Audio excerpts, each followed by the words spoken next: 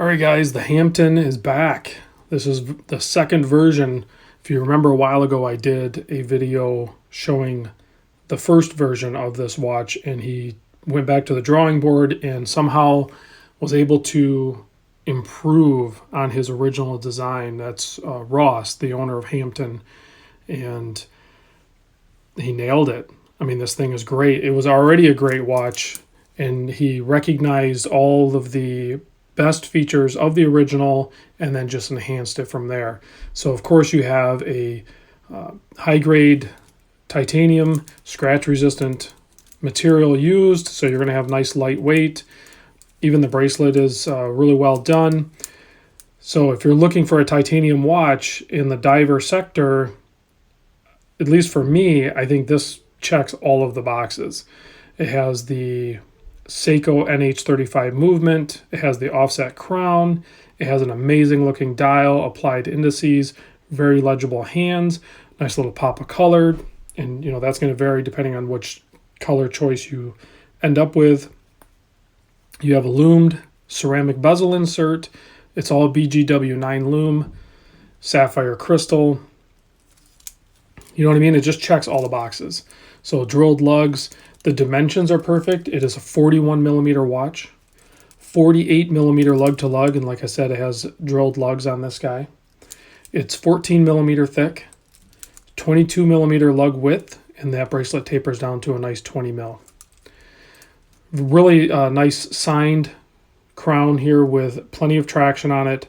It has a nice pop when you get it unscrewed. Boom. I mean, it's even an audible pop. It's really well done, that construction part of it. Of course, you're going to have the winding portion of it right there. Second spot is going to be your date change. Pretty standard affair for the NH35. And then you're going to be able to hack and then set your time. 1, 2. Okay.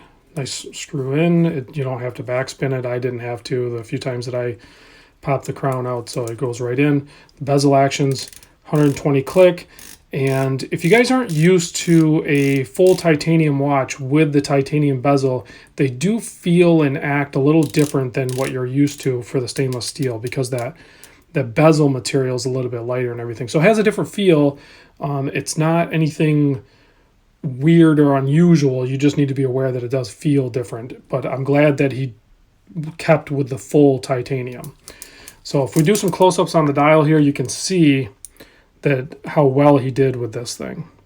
So you have your hash marks all the way around the outside there with a chapter. And a lot of this is familiar because, you know, most of us are Seiko-holics, and you have some similar design cues with the offset crown and then the bevel chapter ring in the inside there. But then that's where it, you know, kind of stops, because these are really well done applied indices here. Super legible black outlined hand stack. I even like the pop of blue out there on the lollipop of the seconds hand. And then that is a really nice feature to have that date window cut out, like layered and stepped in. So I actually kind of dig that look even over a framed date window. I think it just adds a little more depth to the dial without adding too much thickness. So, and then the case back is also done up really nice. It's still smooth. There's no hot spots or anything on it, but it's deep enough where you definitely recognize, and it's going to remain there. You can see it's even scratched up a little bit there. This was a demo model that's been passed around a little bit, so there's going to be a few marks on it here and there. But titanium typically scratches up pretty easy, and you can tell right away that this thing's holding up really good. So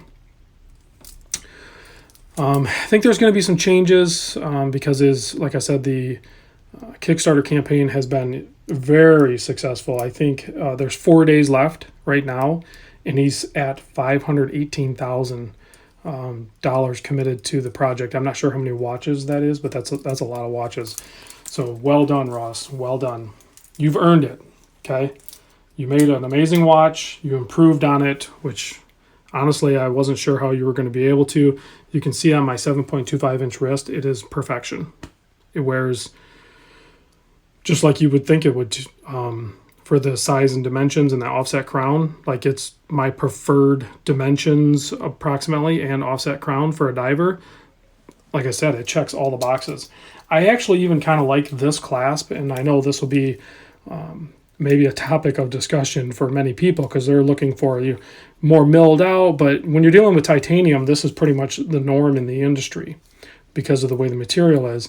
And then, it would be nice to maybe have a fourth micro jest on this, but I'm not a huge fan of the big bulky clasp and everything like that. I don't go diving with it. I don't need the diver extension and all that. I would rather have a thinner package like that. So that's just me, but I think that's going to be one of the stretch goals. There's some other dial colors that he's come out with for the stretch goals. There's actually another movement. You can do the SW200 movement. It's an additional $100. So, and if you do the Meteor dial, I think that automatically puts you into that movement upgrade. So that will be probably the most expensive option because I think there's a premium for that dial as well. But there's already the white one, this one here, a black dial one, and then I think he added like a yellow and like a blue, a couple of different blues possibly. So I'll put a link to the Kickstarter in the description. Like I said, there's only 4 days left, so I don't know when you're watching this, but today is March 28th, 2019. There's only 4 days left, so towards the end of March here, that Kickstarter campaign is going to be closed, and then I honestly, I feel not bad, but I kind of feel for Ross a little bit because when a Kickstarter campaign goes that big, I think everybody needs to understand what has happened, and they're going to have to be pretty patient because that probably far exceeded what he maybe anticipated happening. So there's going to be some production logistics that are going to have to be worked out because that's a big production. So I wish Ross the utmost luck with getting all that sorted out. And I understand why you're probably flooded with communication, and I'm sure you're excited, but also, super busy. So I wish you all the luck with that. So I'm going to give you a Lume Shot. This, like I said, this has a really nice application of BGW9, and it glows like perfect. BGW9 is, if you don't apply it heavily, I feel like it's pretty weak looking. So I think this is a good application. This is a prototype, but it's a really good application.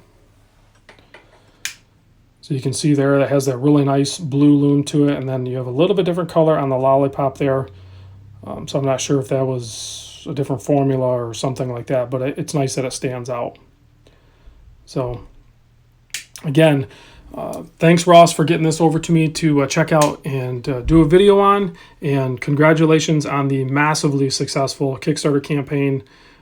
And this is just a home run of a watch. So if you guys are interested in picking one up, I believe there's still some slots left, and I think the US translation of the cost ends up being about $315 for the NH35 model, which personally that's the one I would go with. I'm just really familiar with the Seiko movements in line. I'm totally happy with them. I don't feel like I need that SW200. Not that there's anything wrong with that movement. If you're interested in going with the Swiss movement, then by all means pay the $100 premium and jump up to that one.